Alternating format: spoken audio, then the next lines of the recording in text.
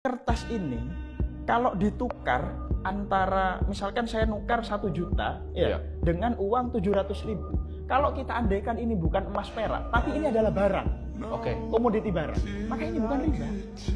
Ini menarik, Jay. Paham nggak maksudnya? Paham nggak ya? Ini menarik banget, Bu Sabit. Ini mungkin saya bisa sambungkan lagi tadi. Berarti kalau kita anggapnya sebagai barang atau komoditas, itu bisa.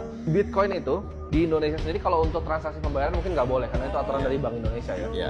Sedangkan kita udah masuk ke bursa berjangka yaitu komoditas yang diatur oleh Bapepti. Ngomong tentang saham, ngomong tentang Bitcoin, saya juga tahu udah praktek. Sudah benar-benar melihat seperti apa, teknologinya seperti apa. Itu pandangan Bu Sabit gimana? Kalau misalnya banyak orang yang bahkan belum ngerti tentang teknologi. Main bilang ini alat spekulasi, nggak ada underlying. Ini ya, kita di dalam ada itu ya, dalam kitab Sulam Taufik itu dijelaskan bahwa tidak boleh mengamalkan sesuatu sedangkan kita tidak tahu akan hukum berkaitan dengan sama dalam masa kita. Misalkan dalam konteks tentang kripto ini, kita umumkan kripto.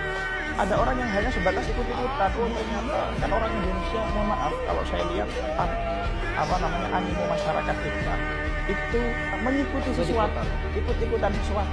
Itu bukan berdasarkan kapasitas dan keilmuan belajar dulu pengetahuan yang mereka miliki.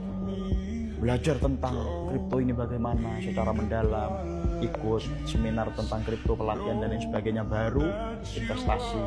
Lah masyarakat kita ini hanya semacam ikut-ikutan, mana program atau mana hal yang itu banyak cuannya, mereka langsung ikut. Masuk aja ya. Masuk. Ketika Bitcoin naik waktu itu hampir 800 atau 900 juta itu loh ya, banyak sekali yang ikut-ikut.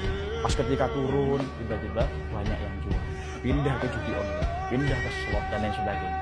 Ini fenomena kita seperti itu, fenomena masyarakat kita seperti itu, hanya melihat dari aspek cuannya.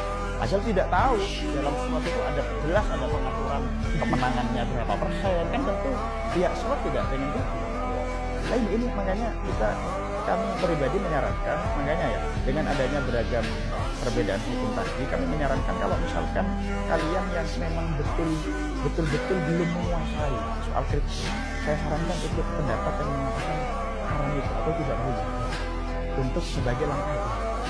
Sedangkan kalau misalkan kalian yang memang betul-betul ahli dalam bidang kripto dan sudah belajar, tahu kemana betul poin mana yang itu jelas dan lain sebagainya, maka silahkan ikut pendapat yang mengatakan itu. Dalam hal ini adalah tadi LBM NU Yogyakarta.